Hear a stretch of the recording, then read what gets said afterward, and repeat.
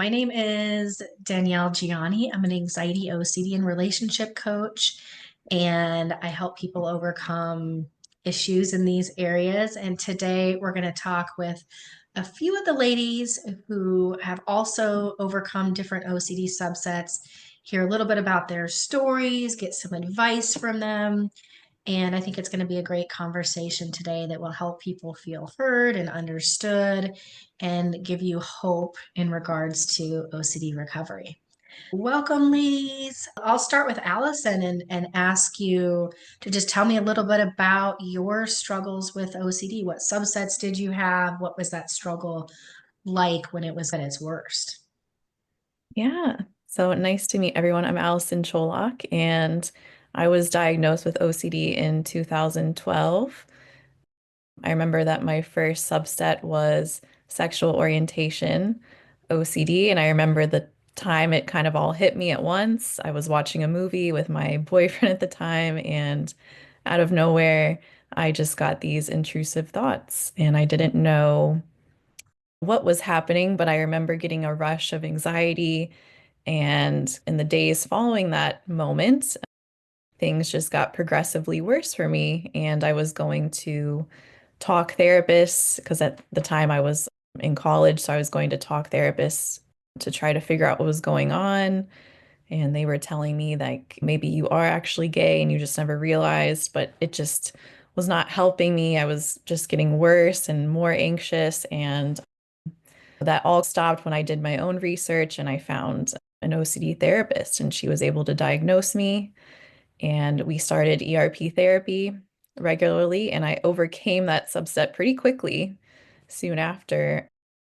But since that time, I've had a number of other subsets like ROCD, what else? Harm OCD, almost every subset you can imagine. Throughout my life, I've gone through periods of recovery and remission, but I always come out on the other side. So I just want to say, whatever subset you have, whatever intrusive thought, no matter how taboo it is, I've probably had it myself, and you don't have to worry. It's just OCD playing its games, and it's really a trickster, and it's always going to try to increase its scare level a little bit It's every true. time. So that's pretty Yeah. much about me. And now I'm coaching, I'm in recovery, and yeah, I'm happy to help anyone else who's struggling out there. Well, thank you for sharing. And we'll get back to you about how life is different now and all the good stuff. So, but let's move over to Daniela and tell us a little bit about yourself and what OCD was like at its worst. Hi everyone, I'm glad to be here. And yes, I struggle from OCD and in particular about ROCD. And I discovered, as you know, one of your videos on YouTube in the hardest part of my life because I had OCD, but I didn't know anything about it. So I was so confused, and your videos for me was really exciting at one point because finally I discovered what I was going through, and it was really hard, but at the same time I find myself finally understood in some way. At the time after I watched your video, I was struggling with my boyfriend as well because I asked him and myself, are you the right person? Or is it for me, he is for me the right person or not? I was really scared. I was anxious all the time and I was desperate. And I think I arrived at one point that my life was really a nightmare. I remember I was scared to go in a room or another because me and my boyfriend started to live together. And at the beginning, I was scared. Wasn't the person I loved, and I really loved him. So I decided with my couple therapist to start a path with you. So I went through your videos, and it was one of the best decisions I ever made in my life. It's interesting how when the brain is in an anxious state that we can really start to become afraid of so many things. I can remember going to a movie and little scenes in the movie just was really scary to me. And I knew logically they weren't scary, but I was in such an anxious state that even a movie that I would normally enjoy was triggering. Was relationship OCD your only subset, or were there other things that have come up for you too? Yeah, I think it was my first at the beginning, but with the time I discovered maybe I had others. For example, religious OCD, because I'm a religious person, I'm Christian, and I have a strong faith, but at some point, ROCD, OCD was confused with my faith, and it was really difficult for me because I asked myself again, maybe God wants or not this relationship for me. So it was really hard, but now it's really better. Yeah, that's awesome. Proud of you. Erica, tell us a little bit about your OCD and what that was like for you. Trying to think where to begin because I feel like my journey happened very quickly, but Yeah. looking back at it, mine also started with SOCD as well. But before it started just being about me thinking I was gay, it was me thinking that my fiance was gay. And I would have so much anxiety about that and just intrusive thoughts running all the time. And then it kind of dwindled away. And this was before I even knew about the OCD. Then it dwindled away. And then I had SOCD. And that's where the anxiety and the intrusive thoughts came in really, really hard. And that's when I was like, that was probably the epitome of like, there's something wrong here because I know I'm not gay. There's like a contrast here and I need to figure out what's going on. But it kind of would dwindle away and then I would start to have ROCD and then that's where it was like getting really, really bad for me. And that's when I started doing my research and then I found your videos and it was like a light at the end of the tunnel. It was like an aha moment when I found your videos and I was like, oh my gosh, do I have a OCD? And I continued to do research, and then I thought, you know what? I'm pretty sure I do. So I never got an official diagnosis, which that was hard for me in the beginning too, because I mean, even to this day, sometimes I'll have those intrusive thoughts about like, well, you never got an official diagnosis, you know? But then I think, well, does it really matter? You know, because the recovery process helps you with so many different things in general. And me being in your program has helped me in so many different areas that I just needed to grow in. So I don't really think like having the official diagnosis really matters. I know that, hey, I'm dealing with intrusive thoughts and I'm dealing with anxiety and I need to learn how to deal with them because it's taking life away from me. So yeah, that's pretty much been my journey. I've been in recovery, I don't even know for how long now. It feels like OCD is pretty distant, but it does come in sometimes, you know, but I get out of it very quickly. I'm here now and I'm happy to help others. And I love learning about OCD and how to help people with it. And I just love the ins and outs of it and all the research that's coming out. Well, that's a great story. And I think one of the purposes of this call is to help people feel understood, to not feel so alone, and also to know that there is hope to get better. So, on that note, Allison, tell us between your worst days to now, how would you explain your life being different? Yeah, I would just say that I go throughout my day without any fear or intrusive thoughts. Like I have occasionally, of course, some that pop in, but I don't feel anxious anymore when that happens. I allow the thought to be there and then I let it go, which is something we practice a lot through your program.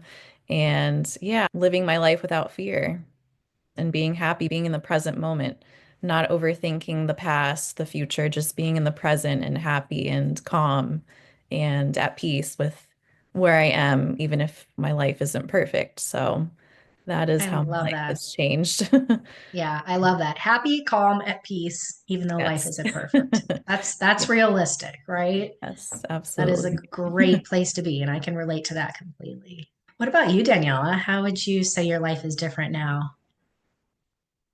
My life is totally different now because I finally enjoy my life and my relationship. Finally. I'm able to do things for myself first and my couple.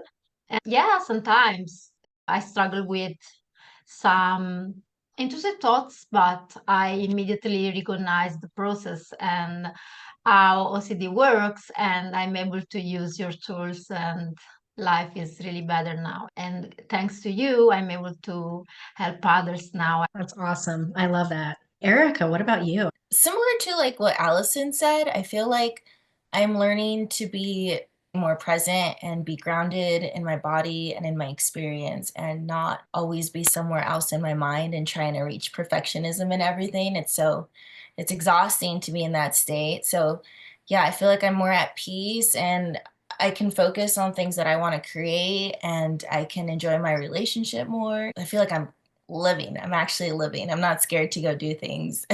Yeah. It's like Yeah. survival mode versus actually living and building the life that you want to live, building our dream lives, right? Which is all what we want to be doing. It's a I little love crazy that. to me too that we don't like inherently know how to live like this. Like this is our normal state. You know, this should be our natural state, and we have to learn how to be in our natural state. Yeah. It really goes back to how much of it's genetic, how much of it is learned, meaning we just didn't learn how to cope with discomfort and uncertainty, most of us.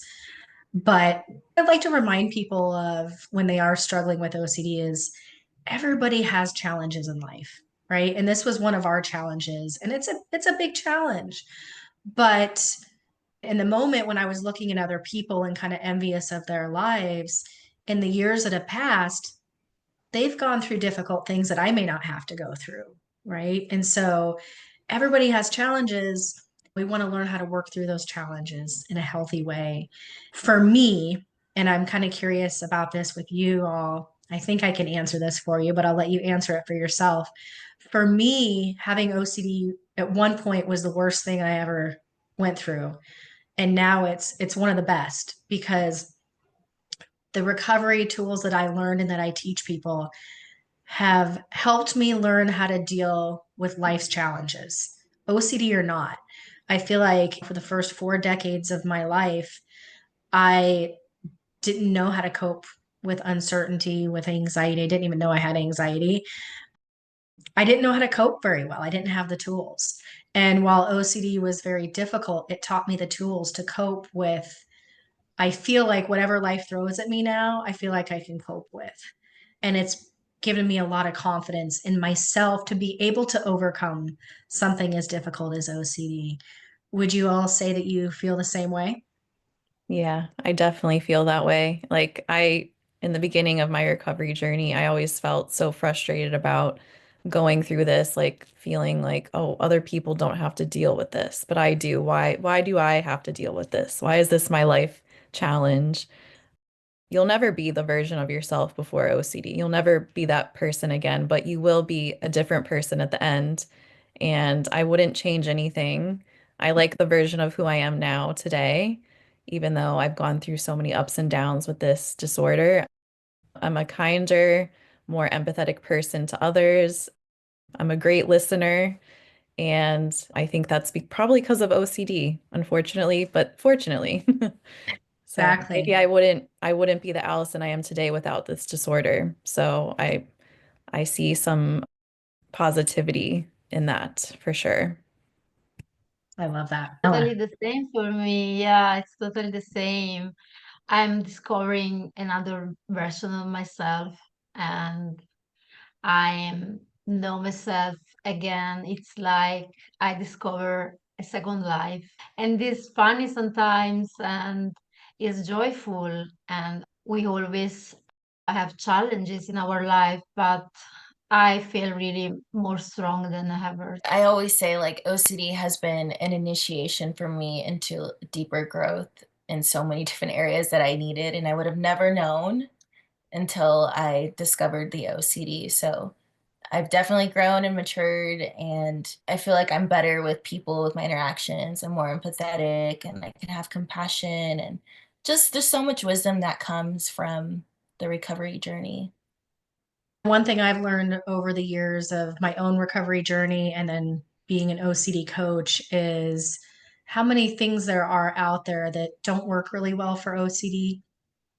And for me, the things that I tried that did not work, and there's a lot of them. I know I'm going to forget some of them, but for me, I tried a lot of different therapies that didn't work. I did hypnotherapy, didn't work. A gut health diet that claimed to change or heal any sort of mental health issue.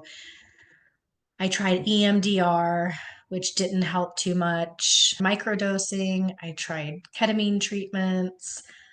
I started out with Cheryl Paul's program on relationship anxiety, which is great for anxiety, but is not OCD focused. A lot of people think they can help with OCD, but it is a different animal. I even tried attachment issue stuff, which can be helpful to some extent, but it's not going to treat OCD. So, what did you guys try that didn't end up working for you in the past? Just to kind of help guide people on what does work versus what doesn't. For me, it was talk therapy. I went to like a normal therapist and we would analyze the thoughts. In analyzing those thoughts, talking about them does absolutely nothing and will just get you deeper in that mental hole of rumination. So that is absolutely something that I tried in the beginning before I was diagnosed that did not help me at all whatsoever. Yeah, that's so true. People want to help, but they don't realize that talking about it actually feeds the obsession. So, very, very common. Daniela, is there anything that you tried that didn't work? Yeah, absolutely. At the beginning, I started to have psychoanalysis and things like that, but it was really painful for me because I reported that maybe I had OCD. So it was really hard for me to stay there and analyze every single thought. It wasn't the right thing for OCD. We need to avoid to stay there and analyze every single thought. We need to use technique to avoid rumination, for example. Therapies are really useful for other kind of mental disease, but not for OCD. So ERP is the best way to do that. Since you brought up ERP, let me ask you, how do you feel about ERP, which is the gold standard treatment for OCD, versus the real method, which you learned in the PATH programs, like beyond ERP? How do you see those two differently? Yeah, I think they're really similar at some point, but the real method, your method, is quicker, is simpler, and you can use it when you are in an emergency, OCD emergency. And I think the real method is really useful for OCD, every subset. Yeah. And for anybody who doesn't know, the real method is the method that I created because I learned ERP and ERP is necessary for OCD recovery. But the real method I developed above and beyond ERP to help us to be able to recognize moments of discomfort that may not fall into our typical OCD subset that we're still responding with rumination or other compulsions with. A way Absolutely. to incorporate some tools like acceptance and self compassion, and a way to stop those compulsions completely, which is really important. And lastly, a lifetime skill to get us to the recovery stage and keep us there. Versus a lot of times we learn ERP for a specific OCD subset, but we're not using that in all the other places that we should be. So, Erica, what did you try that did not work for you, if anything? For the OCD specifically, I tried your program and that worked. I didn't, Okay. I got lucky. Like I was freaking out, I hit a really bad low. And so when I found your program, I just was like, I got to do this and try it. And if it doesn't work, then I'll move forward. But yeah, so I haven't had too much experience trying different things. Good. You're I will lucky. say, I know. I will say you suffer so much, and I was hitting rock bottom and I was like, I need to figure this out. So, but I will say before discovering the OCD, I did deal with a lot of, well, obviously I was high anxiety and maybe I had the OCD at that time. I don't know. But before discovering it, a lot of depression, anxiety, OCD, possibly. And I smoked a lot of weed at the time to deal with, a lot of the intrusive thoughts. I also microdosed as well. And I don't do any substances now, but I find that with doing those things for myself, after a while, it would have like an adverse effect. And then it would just like make everything that much worse. Yeah. So yeah, that was my experience. Yeah, looking back, certain substances, they give us a level of relief, just like any compulsion, right? Even food, food for me has always kind of been a struggle.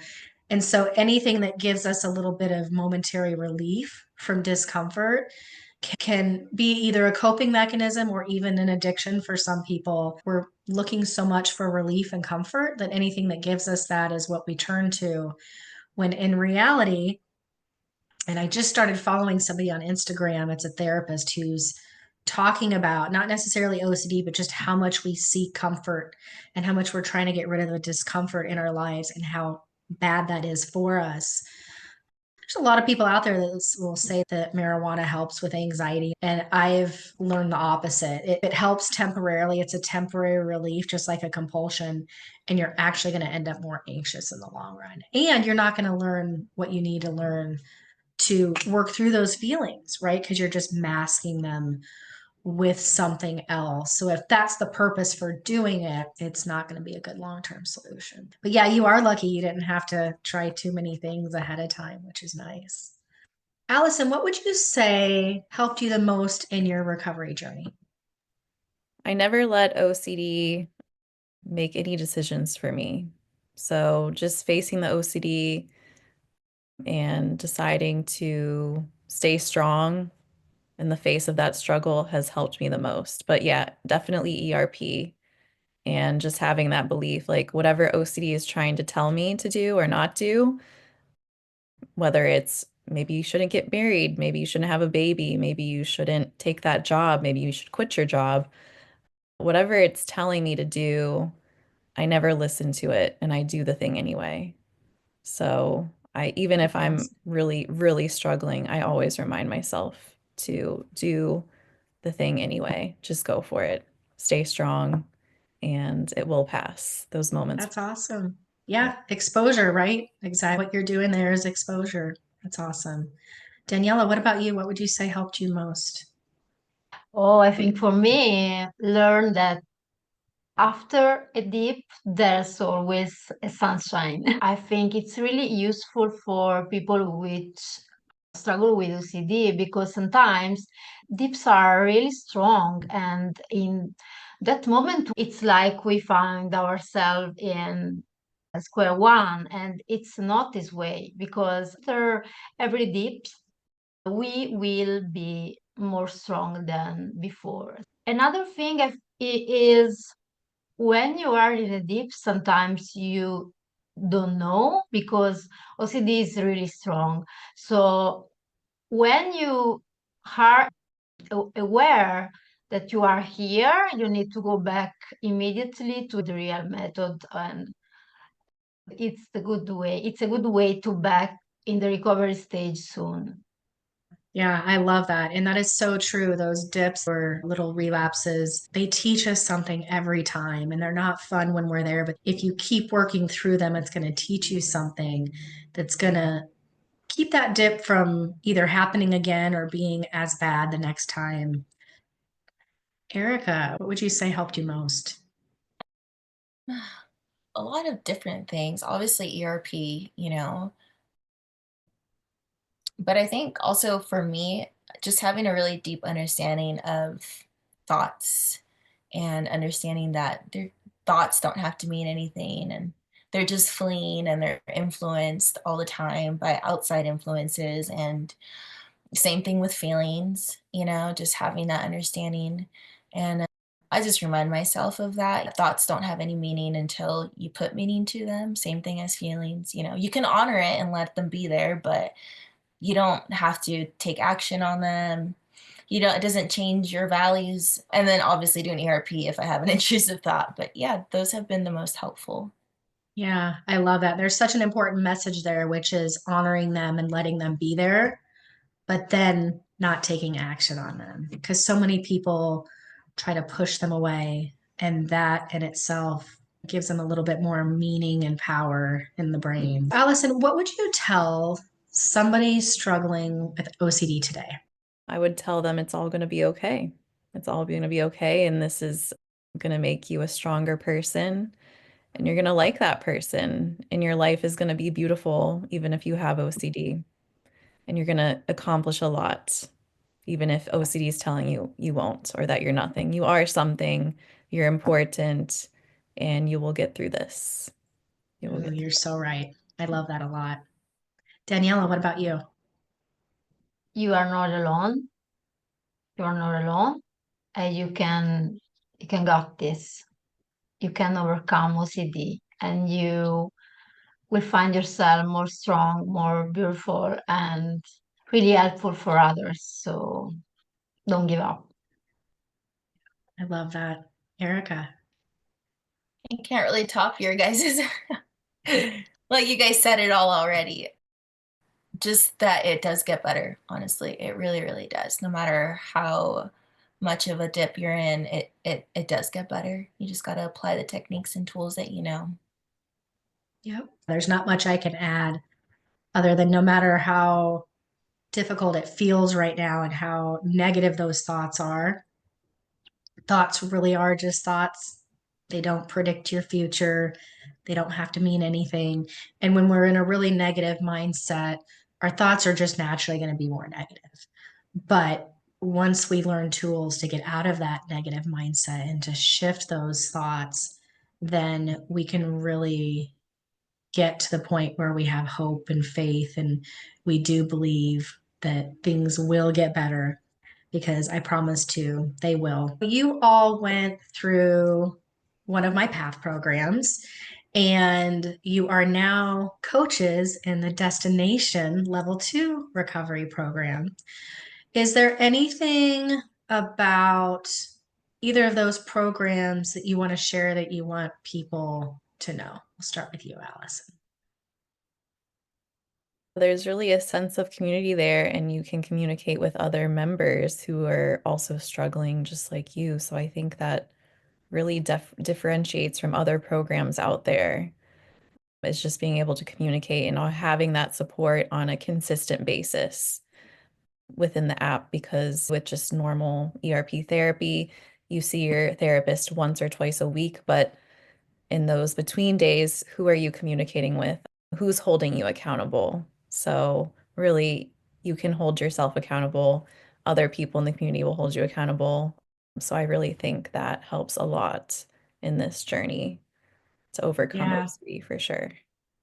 I love that, because a lot of times when we're in communities like Facebook or Reddit, these other communities where there isn't a specialist or somebody moderating those communities for compulsions, then sometimes we're in communities that are feeding the OCD versus, like you said, being accountable to here's what we do instead to make it better. So that's great. Daniela, is there anything that you would share about either the PATH programs or Destination? Yeah, with our program, they can find tools and videos and community, and they can find a real solution from the suffering. Or my advice is to start simple, just with one step. Yeah, that's really, really true. Oftentimes, OCD keeps us in a very avoidant and resistant state. Fear, right? Yeah. Fear and doubt keeps us Mhm. from starting something or moving away from something that isn't working. So, yeah, taking that first step is huge. You got a bunch of free resources on there, which I love. I love like your meditation videos. And then obviously the community and the support that you get, which is unlike other ones that I've seen. And that was a big help for me. And your calls that are weekly, those help a lot. Help answer your questions without getting reassurance, and then just help keep you on track. So, download the My OCD Coach app. There's a lot of free resources, including free downloads, quizzes, guided meditations. There's even a free course on OCD. And if you're interested in joining one of our paid programs or membership programs, you can do that as well. So the My OCD Coach app is a great resource for wherever you're at in your recovery journey. The PATH programs are our level 1 programs. The Destination program is a level 2 program. There is help out there for you, no matter where you're at in your recovery journey. As you heard today, there is a lot of progress and hope and happiness on the other side of OCD recovery. There is a program out there for you that's going to help you. I can promise you it takes a little bit of time. It's not an overnight process. But as you've heard here, we are all people who understand you. We understand the OCD recovery journey, but we also know how to get to that recovery stage and how to stay there. And that's what a lot of people aren't learning. They're not learning what the recovery process is like, what to expect, but what the recovery stage is and how do I stay there long term?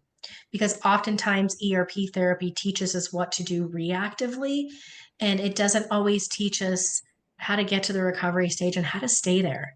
And that is my goal for people, is to get you to that recovery stage and help you learn how to stay there so you don't have to continue to struggle with the constant relapses with OCD or even new OCD subsets coming up. So I hope this was helpful for you all today. Post in the comments below if you'd like us to do another video like this or on a specific topic. I think we would all love to share our thoughts again and answer other questions for you.